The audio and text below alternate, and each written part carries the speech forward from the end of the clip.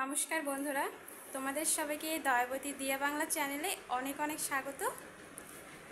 আজকে হলো মঙ্গলবার, এখন ঘড়ির কাঁটায় বাজে প্রায় 11টার মতন। সকালে আজকে রান্না করেছিলাম ডাল ভাজা, এটাই, আর চা বিস্কুট সুজি এগুলো সকালে খেয়েছিলাম। খাওয়া দাওয়ার পর বেশ কিছুক্ষণ কাজ করিনি, মানে বসেছিলাম আর কি। কিছুটা বাসন ছিল, সেগুলো ধুয়ে তারপর ঘরে এলাম। ভাবলাম এখন তোমাদের সাথে ভিডিওটা শুরু করি আর ঘরের কাজকর্মগুলো করতে থাকি। তো ভেবেছি আজকে বিছানার চাদরটা পাল্টে নিব আর এটা ধুয়ে দিব, রাখবো না ঘরে জমিয়ে, কারণ ঘরে জমিয়ে রাখবো আবার কালকে বৃষ্টি হবে, পরশুদিন বৃষ্টি হবে, বলা তো যায় না কোনো কিছু আগের থেকে। তাই ভাবলাম বিছানার চাদরটা উঠিয়ে নিই আর গিয়ে ধুয়ে দিই, আর আগে যেটা বিছানার চাদর ধোয়া রয়েছে সেটা এখানে পেতে নিই। চলো তাহলে, বেশি কথা বললে টাইম চলে যাবে, কাজ করা হবে না। তাই আগে কাজ করি, তারপর তোমাদের সাথে গল্প করব।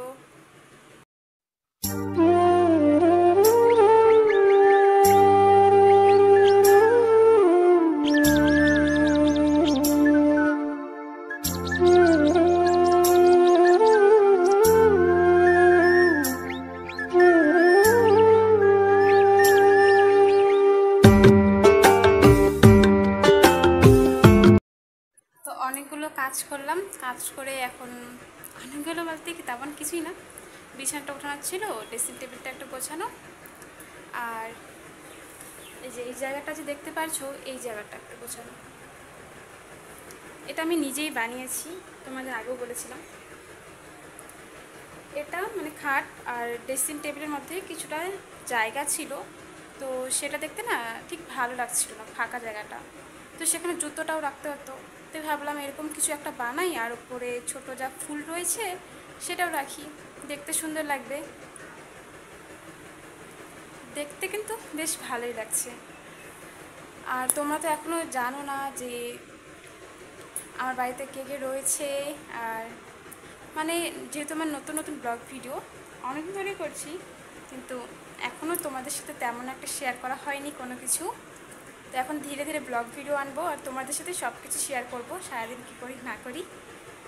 তো বিছানার চাদর যে উঠিয়েছিলাম এখনও ধুইনি, এখানেই রাখলাম, ধুয়ে দেবো একটু পরে। আর সারাটা দিন আমার যার সাথে কাটে, আমার ফেভারিট পার্সন, দেখো কী করছে।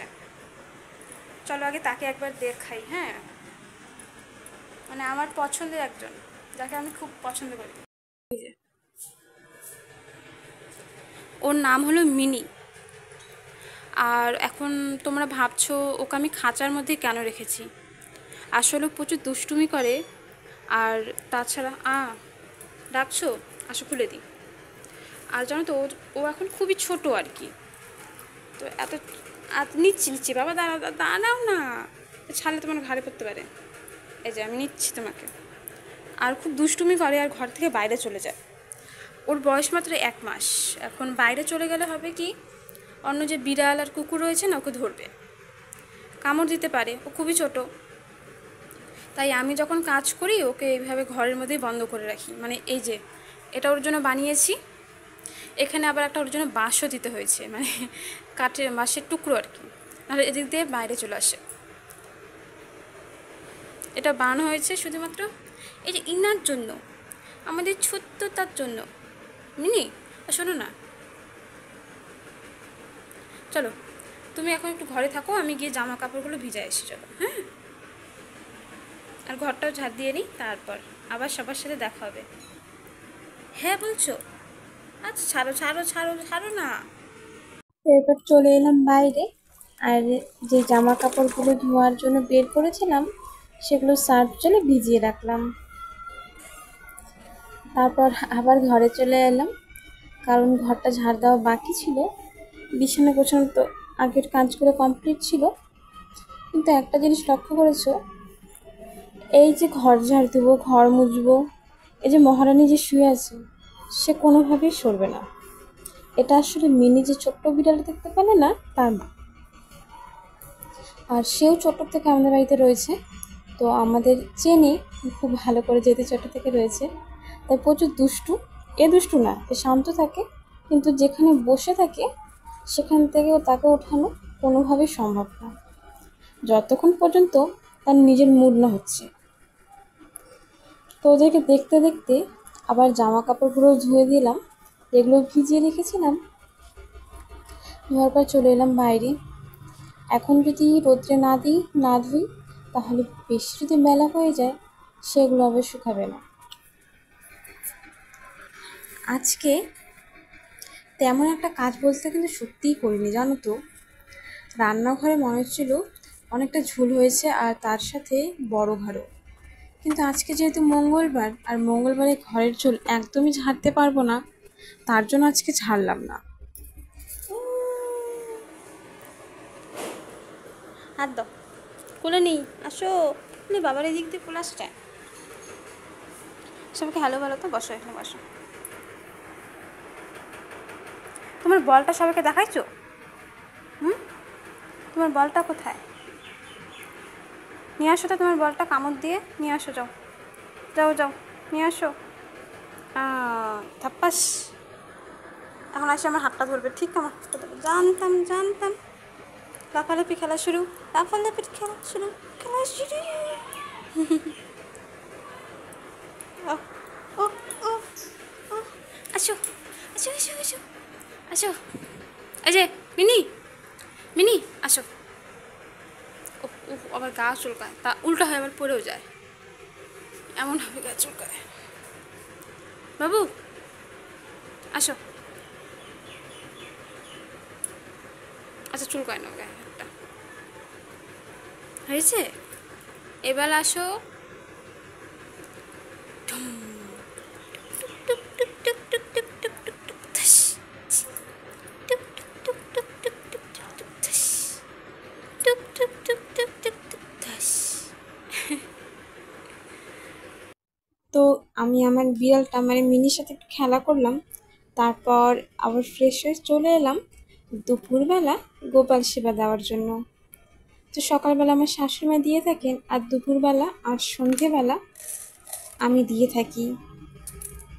তো এখানে আজকে প্রসাদ হিসাবে দিব মিছরি। বেশিরভাগ ক্ষেত্রেই মিছরিটা দিয়ে থাকি। আর তেমন একটা না আজকে গাছে ফুল নেই, তার জন্য এখন এখানে না তুলসী পাতা দিয়েই পুজোটা দিয়ে নিলাম। তারপর আবার চলে এলাম একটু রান্নাঘরে। তেমন কোনো কিছু রান্না করব না, আমার সকালের খাওয়াটা না বাকি ছিল, তার জন্য ভাবলাম কিছু একটা ভাজা করি। বেগুন ভাজা করব, লবণ আর হলুদ দিলাম। আর বেশি বড় ছোট্ট একটি বেগুন ছিল, তোমাদের দাদা ভাই আসবে, তারপর তার জন্য আবার পরে ভাজা করব। কারণ এখন যদি ভাজা করে রাখি, ঠান্ডা হয়ে গেলে খেতে একদম ভালো লাগবে না। গরম গরম বেগুন ভাজা খেতে কিন্তু বেশ ভালো লাগে। তোমাদের কেমন লাগে তা কিন্তু অবশ্যই জানিও, কারণ অনেকেই পছন্দ করে না, আবার অনেকের খুব পছন্দ।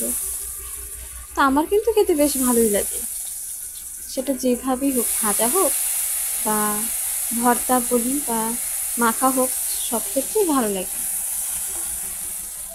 তো বেগুনটা খাবো কি দিয়ে, মানে বেগুন ভাজা, ডাল করেছিলাম, একটু ঘি লবণ। তো সব কাজ সেরে এখন খাওয়া দাওয়া করে বসে রয়েছি।